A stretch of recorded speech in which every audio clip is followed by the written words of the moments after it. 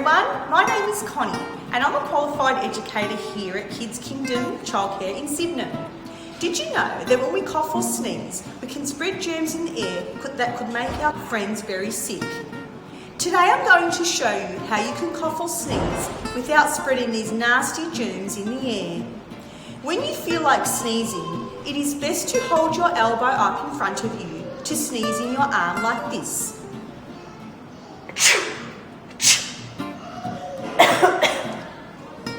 Let's do this again. This time, you try it with me. Ready? Well done!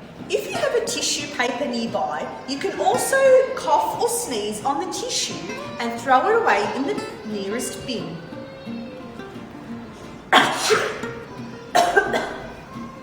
Just like that. And that's how you cough or sneeze without spreading these nasty germs. And don't forget to give your hands a very nice clean after you've used your tissue. Go ahead, try it with mum or dad and send us a comment on how you went.